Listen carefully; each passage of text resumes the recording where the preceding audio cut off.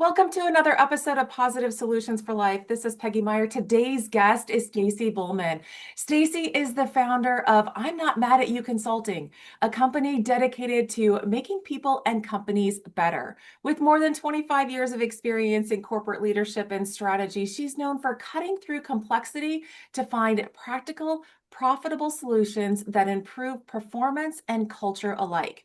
Stacey's approach combines data-driven insight with real-world wisdom, delivering clarity, confidence, and momentum for businesses ready to grow and be better. Welcome to the podcast, Stacey.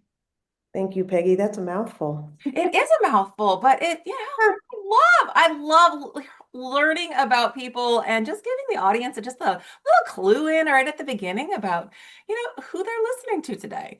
So I'm excited for our conversation with that. Could you start by just sharing just a little bit more about you, your journey, and how does led to where you are today?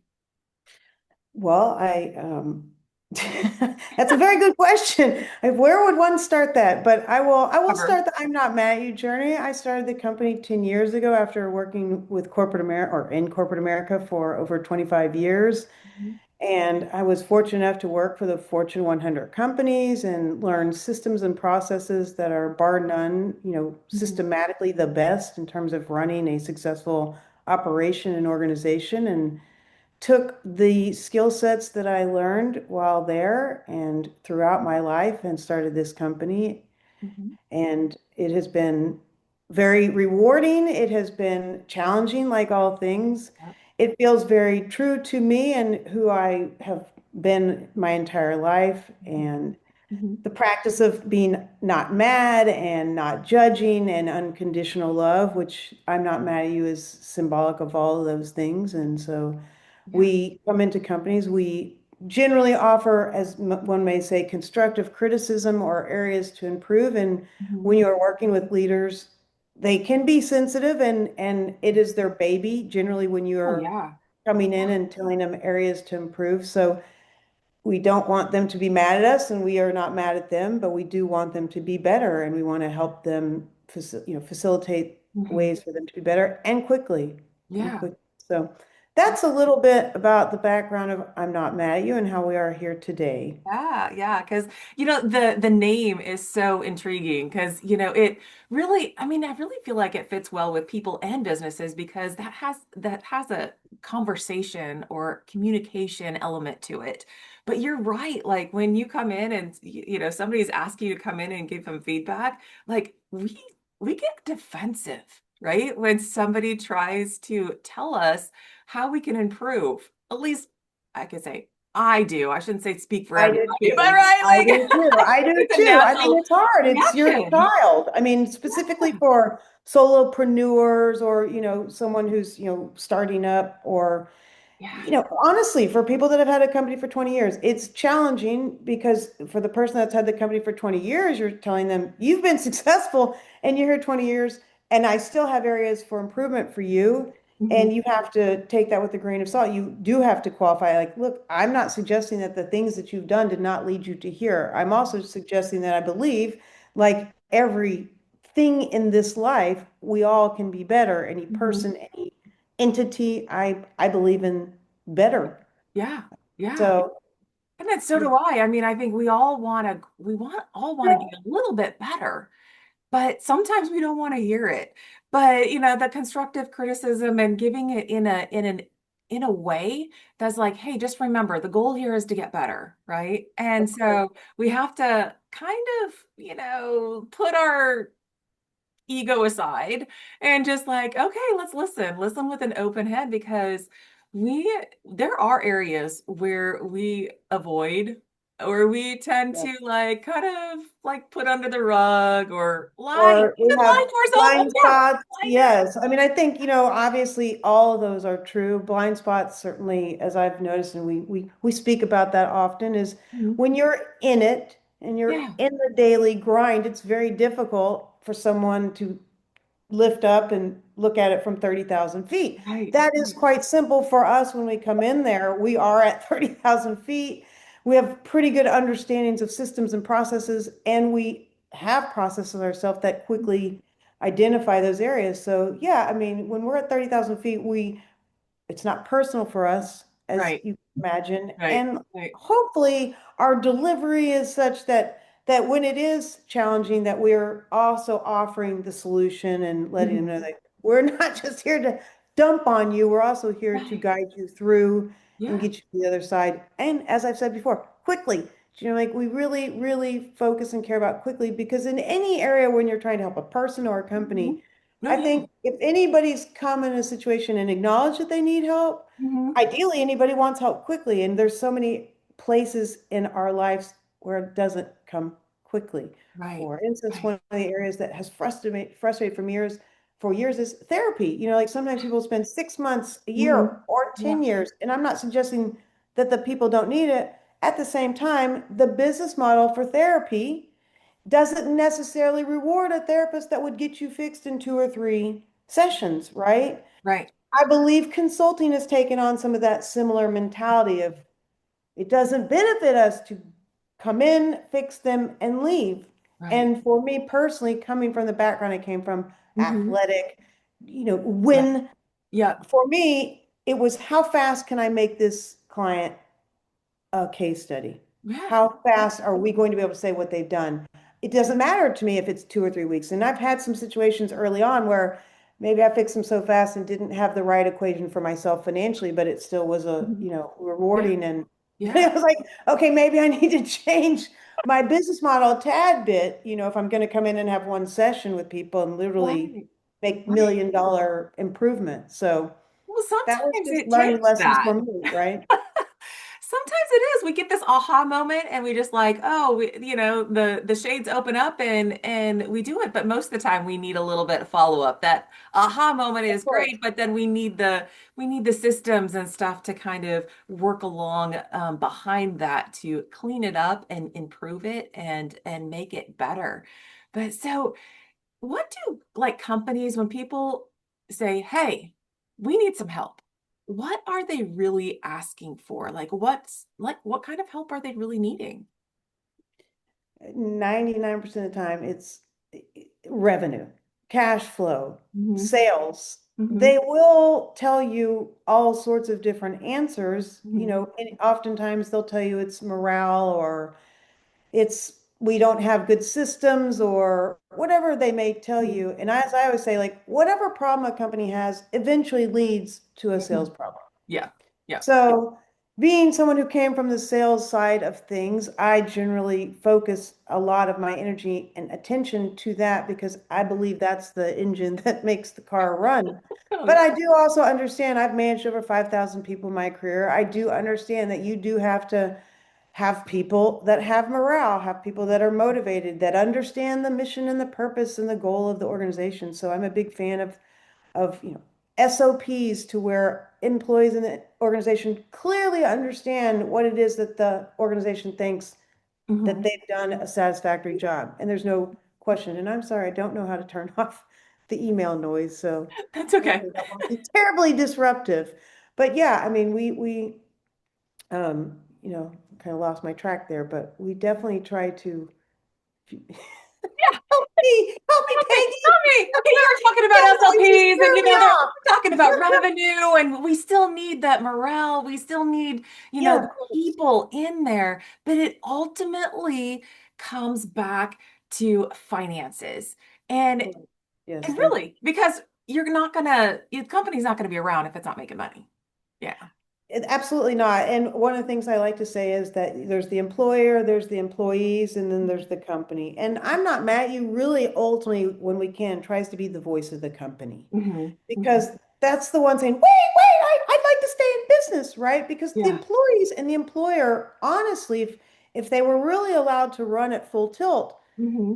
they may or may not self-sustain themselves. Yeah. But if there's a voice for the company, I Hmm. believe that voice only wants to stay alive, Yeah. right? Yeah. So Yeah. you really try to get the employee and the employers on the same page to recognize, like, ultimately, we're here for the company to be Hmm.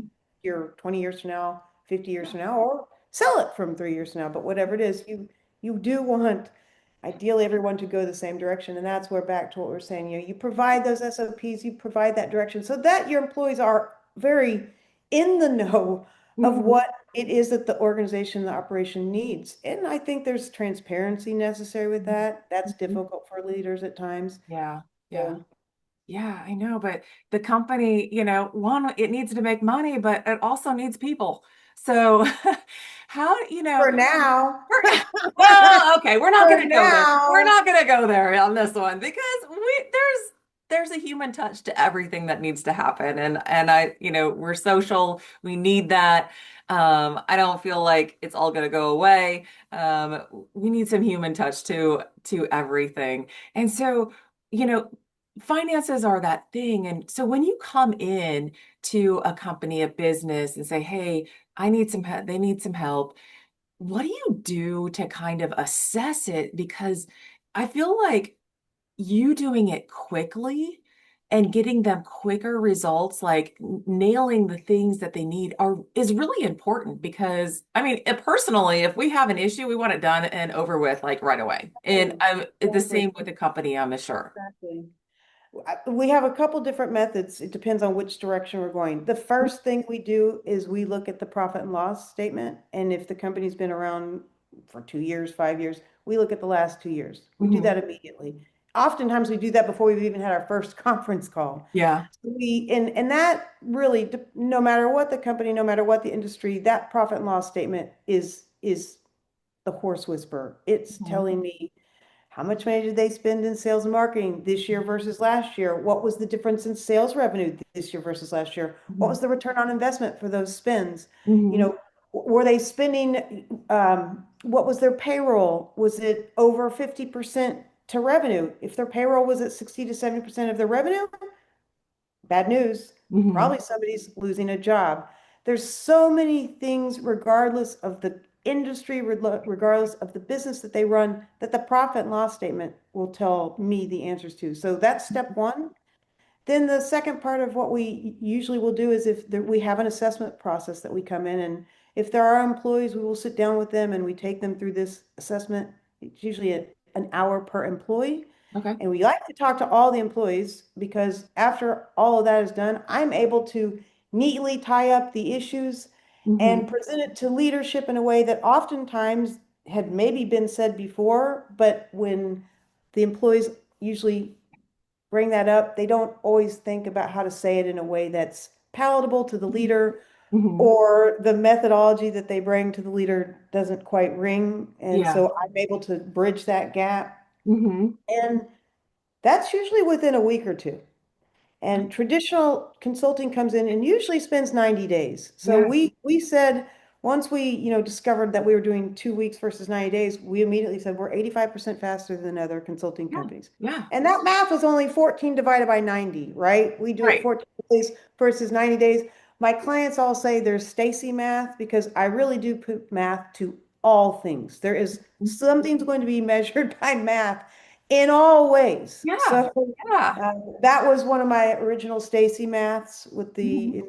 and I had a client say like, how? I'm like, well, I'm going to give you basic math here. Divide 14 by 90 and you tell me what it comes to. So we have a We do client need math in everday life, you know? It's, I believe that, but I see things in equations and I seem weird to people, but I do see yeah. most things in an equation Yeah.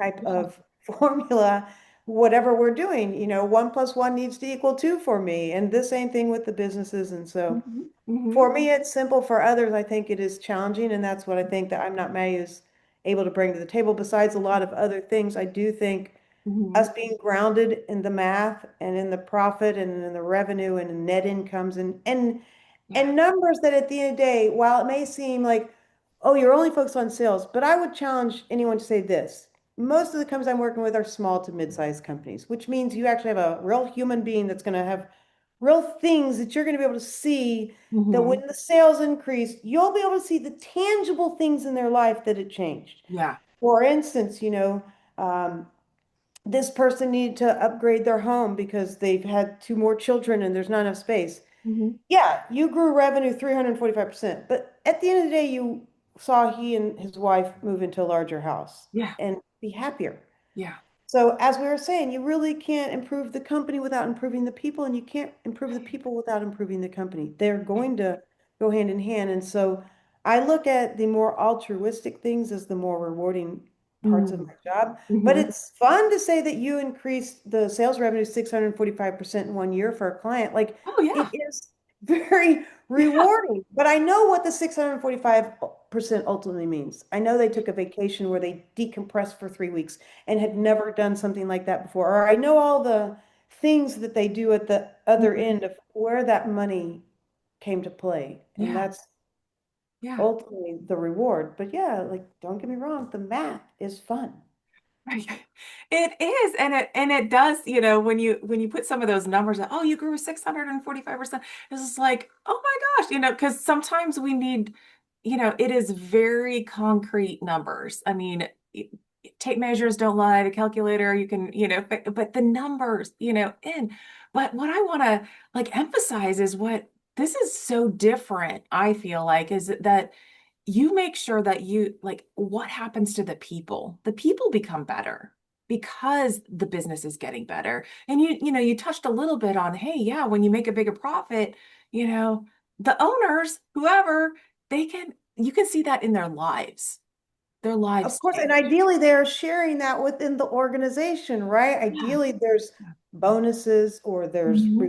rewards or higher Yeah. pay, Yeah. or benefits. I mean, Hmm. that has also been a really, enjoyable thing about what I've done is I've been with companies when they've upgraded the benefits, when they didn't pay for insurance and then they did pay for insurance, and Hmm. seeing, Hmm. the difference, as you said, for the people, because that is the people, Yeah. right? Like, Yeah. yes, of course, the owner was reaping the benefits of the increased net income, and as a consultant, it has been my belief that you do reward all individuals in Yes. said organization. It is not to line the wallet and the pockets of the owner only. I really Hmm. believe that as a team, teams Hmm. are successful. Hmm. So I certainly consult from that perspective, and the leaders that have worked with me have been generous and have agreed with most all of the things that we've said in terms of if we make X goal, we take X amount of money and do these type of things. And Hmm. it's also, as they say, you putting the money back into your business when you're putting and investing the money into your people and greater benefits and greater salaries or greater Hmm. whatever you want to say, compensation. Hmm. You, as you said, those Yeah. people will probably work harder for you. They'll maybe Right. retain more, but whatever. It really does. Energy is energy. Yeah. Yeah. And And what vibration is vibration and it is. frequency is frequency. Like there is lots to explore there than just the obvious. Right, right. And tying back to when you said that you go and make an effort to talk to every single employee for, and you said it takes about an hour. But as people, we want to be heard. Yeah. And you being able to take that time, I mean, validates them. But then, like you said, sometimes we don't, we know that in relationships, we don't always say things the way the other person can receive them well, and sometimes we say stuff and they're defensive or they're in a, not a great mood and we only hear half of what somebody says anyway. So you get to hear all of Maybe. it and Yeah. you get to put it in a nice package to where here are the things. This is what your employees are saying. This is what the company, morale, the energy is, the frequency is. And these are some of the things that are touch points that, hey, tweaking this a little bit or just acknowledging this could change that vibration. It could change that willingness for employees to work just a little bit harder or, whatever it is. So making people better Yeah. is part of it. Yeah. And It's it's very so, true. so amazing. So what else, how like else can you like package it? So if we're not, if this listeners are more of the employee side, versus the employer side. What are some things that they can take away to, make themselves better and then in turn make the workplace better? obviously, I think everybody's heard this before, but continue to improve your skills, continue to Mhm. be a team player and an asset to an organization. I would also say that recognize you're not irreplaceable. And I don't mean with robots in this case. I Right. mean, no organization should rely on one individual so that, I've always said this as managing 5,000 people.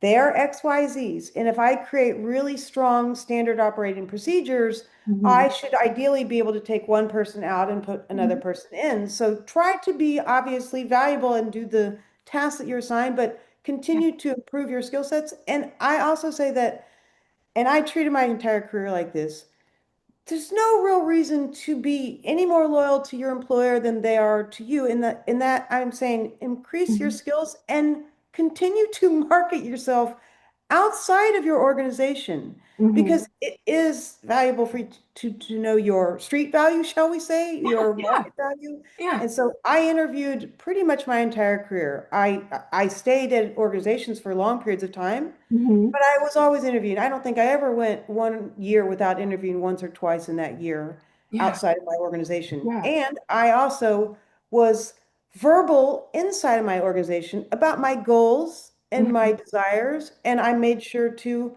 let the organization know that. So there are a lot more things I think employees can do. A lot of times I think they feel helpless or Mhm. what am Mhm. I going to do? They sit Yeah. around and maybe Yeah. complain and I'm stuck or I can't do anything or I don't like this. I don't believe that. I Right. really believe none of us are stuck. We all are of free will. And so Mhm. I do say, if you enjoy your employer and they're loyal and they're treating you well, great, but don't believe that that would never end. Yeah. Like Yeah. continue to look outside and then as I said, increase your skills. Mhm. Um, and set goals for yourselves. Yeah. Set goals Yeah. for yourself and be very open and honest as much as you can be with your employer about if they can help facilitate those goals or if they can. Mhm. I asked for extra jobs when I worked for Yeah. companies in the company. I told them for years, I wanted to get into account management. And for Mhm. years, I kept hearing, you haven't done that, so you're not going to get that job. And I kept saying, but if I don't get the opportunity to do the job, I'm never going to see if I can do the job. Right. And I had a company that I raised my hand and told them this is what I wanted, and they facilitated it. And they put me with an individual that was calling on accounts. He had many accounts, so it was easy Mhm. for them to say, like, okay, you're in Texas. He's managing these 5 or 6 accounts in Texas. We're going to let you manage Mhm. those with his mentorship. Right. And he's sitting there going, this is great. Yeah. She's taking stuff off my desk. The company's saying, like, she's willing to do more work for us for no more money for right now, which I was willing to do because I thought it Mhm. was smart. Mhm. And it was also really fun because, I was quite skilled at my current job and had been doing operational roles for years, so it wasn't as challenging. This was something new to be reinvigorated. So there are lots of things we can do as an employee, I believe, but it does require us to be, raise your hand, be, resourceful, be Mhm. willing to go a little bit further Yeah. and assess if you're with an employee that's worth it for, or Right. look Right. outside the opera. You're not bound to an organization and Yeah. nor are they bound to you. And that's what I really always Mhm. say is that I believe Yeah. we're both parties are free will and the Yeah. relationship should sustain itself as long as it's mutually beneficial to both parties. Right, right, You know, right. No, I think it is so applicable. Some of the things that, I feel like you're assessing the companies with, we can, employees can individually can assess themselves. Like yes. where do I feel like, oh, you know what, this job is just not like helping me move forward. I want to try something new.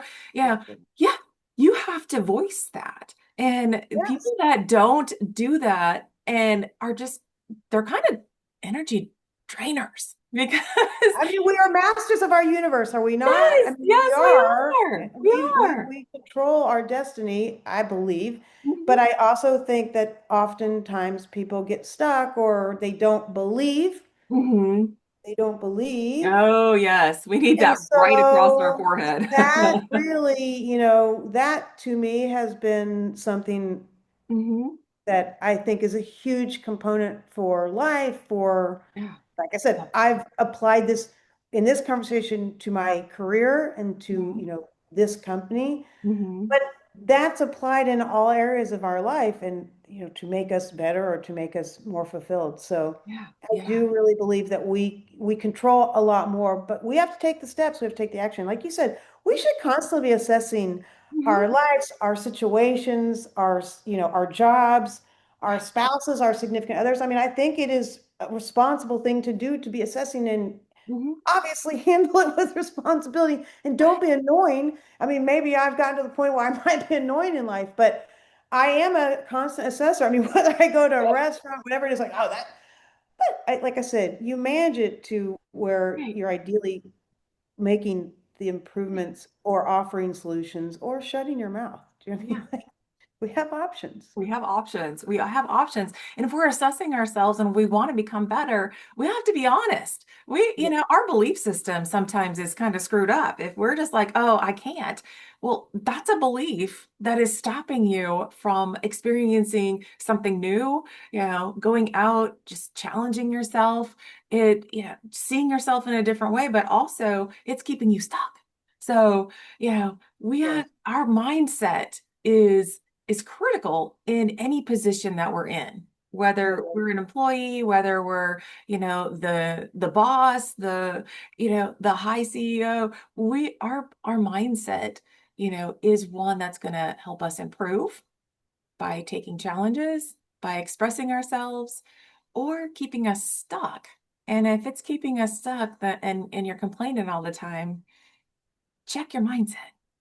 uh, Back to you are in control of your destiny. And Yes. if you have a negative outlook or if you have a negative mentality, I would imagine that, I know what it does. Yes. Yes. I'm not that person. I mean, I have a different mentality, and I believe that that mentality was here for my benefit Mhm. or not. And Mhm. so, at Yeah. a fairly young age, I was able to establish that this thing can work for me or not for me. And Yeah. I do think that I have situations, as I've said, oftentimes I was facilitated by my parents, and they Mhm. encouraged me, and I was rarely told that they didn't believe I couldn't do something. And Yeah. to be fair, also probably it wasn't going to matter if they did because I believed, Right. but I do Right. think there are a lot of, circumstances that help people, you Mhm. have to be in an environment that's conducive. And if you're Yes. not, you Yeah. hopefully can assess that you're in that and do something about it. Yeah. But life comes at us in a million different directions. Oh, So I know it. this I thing know it. is for our use, right? The brain, that the mind is Yes. extremely powerful, and the mindset is our greatest asset if we use it to our benefit. Right. Right. You know, And it's there. And we can make those, changes fairly quickly, I say just it's a 1% shift, and I know that makes it sound yes. super easy to people, but it really, really is a 1% shift. Hmm. The words you use, I mean, they talk about language matters. I Yeah. hear people in this situation, a lot of times you hear women who low self-esteem or, lack of confidence in themselves, and then they'll say things about themselves that then, Right. compounds that, like, Yes. oh, I can't do that. I'm not smart. I'm not pretty, whatever different things. Yeah. And I Yeah. always say to them, like, when you say those words, there's then power to those words. Like, Right. Right. so when you say you can't do something, in all likelihood, you can't. Right. I Right. used to, I don't travel as much as I did at one point in my life. I now do much more travel for fun, but I used to travel 2 or 3 times a week in corporate America. And you always meet people on the plane. And Hmm. for years, I would tell people, obviously, I was in sales. And almost hands down, every time I'd have this conversation with someone not in sales, I would get the exact same response. Oh, I could never be in sales. Oh, that would be awful. Oof. No, I could never do that. I'm like, you saying you could never do that means you could never do that. But I Yeah. can tell you this, the minute you say you are a salesperson is the minute you are a Mhm. salesperson. Yeah. That is Yeah. all that is required. And I don't like the general term salesperson because we as an entity are a product and service. You in your own life are a product and a service to potential suitors, to people that you're going to interact with at a grocery store, to whatever you're going to do. You are a product and a service and you're being perceived And so, it's really incumbent upon us to have people see us the way we want and to use language Yeah. that's beneficial to us. Yeah. But it is not easy for all people to do. And Oh, that's why I say ask for help. Do yeah. not sit there and consternate and be challenged, because there is a million places and resources nowadays to help people that are in a place of challenge. Right, right. And just reach out. I mean, it's not Exactly. it's so much easier these days. I mean, you just podcasts, books, YouTube, you YouTube, don't have to acknowledge Google it. Chat GPT, and you may not like it, but I mean, like, chat's there too. Like, there is, at this point, there really genuinely is no excuse for a person that maybe is having a challenge Mhm. to seek some type of help. And I Yeah. really do believe we all consistently and constantly do need help. It may Mhm. not look the way people think it looks, but I believe that for those of us that are constantly seeking to be better, and by the way, it's my definition of better, it's not yours. Like, Right. I define better for me and you'll define better for you. So we Mhm. don't have to have someone Right. else's careful eye. Yeah. But once I've decided to be better every day, like, it's constantly for me to then be better. I'm doing podcasts because I wanted to get better. I have a Mhm. consulting company. This isn't my job to be on podcast, right? But as I say to my clients, content is king. So Mhm. you do need to be creating content. Yeah. And what better way for me to be creating content but with podcasts? Chef Pete, Yes. right Exactly. at the right time. So I really believe at this stage in life in 2025, the technology is there. The people are out there, the YouTube's out there, Instagram's out there, Facebook's out there, the digital LinkedIn, wherever you want Yeah. to go to Yeah. find help, assistance, you Yeah. can get it. You So can get we it. really have most things at our fingertips. And other than that, it can be any further than that, it's capacity, right? And Mhm. I do say, some people have capacity. There's certain circumstances, there's going to be certain things I have the capacity to do and learn, and certain things Yeah. maybe never. Yeah. And that's also important to assess and understand. Is that attainable? Can I really achieve something like that? So Yeah. And how uh, much time and effort? I mean, right. Is it worth it? is it worth it? Vale la peña, which I didn't say that correctly, but is it worth it in Spanish? Vale la peña. I wouldn't have known any different. So I know you wouldn't know, but it's my enunciation, and I know Spanish speaking people will see this. yes, yes, yes, yes.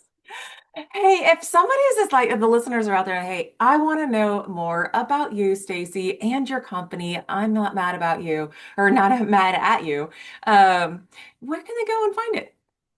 As I say, the central hub is www.imnotmadatyou.com. But of course, we're in all the typical places: YouTube, Instagram, Yeah, LinkedIn. yeah. But our website is the central hub. Okay. And they'll Yep. find everything there. They'll So, find everything. They can find an email, they can contact me, they can schedule an appointment with me, they can do whatever it is that they would need to try to be better. nice, nice. Thank you so much for joining me as we wrap up today. Do you have any last thought or quote or, anything that has been left unsaid that you really feel like the listeners need to hear today? Oh, you know what? I had a really good one. And then we've talked so much that We did, and I really had a good one, and I forgot who I created for, but it was really good. I'm blanking. that's okay. Can we Be edit this to better. make it sound better? 1% better. Can 1% you edit better. that out? Yeah. I mean, I don't know. I say to make an effort to be better every single day. I do that what I mean, like, I say that to everybody. Yeah. Like, we should find Yeah. something every single day to be better. So I'll leave the audience with that, is pick something, whatever it is, it doesn't really matter, but try to be a little bit better than you were the day before. Awesome. Awesome. Take two on what Stacey wants to leave the listeners with today. I've got one that's come across me recently, and I really like it. And it's, if your goals aren't large enough to scare you, they're not big enough. Wow. And I really believe, set your goals and your dreams big, and even enough to scare you. I'm just Yes. kidding. You know, Yes. I know because be jarring. we You don't do understand? that. We don't do that. No, I mean, when no, we we talk about don't. getting better, how do we get better? We usually is like, oh, I want to do this. Well, we set a goal. That's a goal. Like, It needs to scare you. It But it needs to has scare. to I had scare a you. client, he came to me in startup, and I looked at him and I said, if you're not $25 million in 5 years, I didn't do my job. We have a countdown clicker to $25 million in that 5 years. And I think we're at 2.5 or close to 3 years in, and we are on track. We are Wow. on track. But I Wow. remember when I said that to that number to him, and I don't know if scare was the right word, crazy, scare, a lot of different things Yeah. came across his face, Yeah. including mine, to say that to a client. Right. Right. I'm sure I was a little bit scared to say it. But I also think that what happens if we only hit 20 million? Do you know what I'm saying? Like, whoa, whoa, we didn't get to Oh, 25 million. darn. I'm not Right. gonna be mad. You're not going to be mad. Right. No. So yeah, let it scare you, because what if you just missed it? Yeah. If it's such a preposterous number that's so scary and so ridiculous, if you just missed it, is that bad? That's crazy better than where you were when Exactly. you started. Exactly. So So challenge yourself, set a goal that scares you a little, and then go yeah, take action. exactly. Thank you so much for joining me today, Stacey. It has been such a pleasure. Thank you so much, Peggy.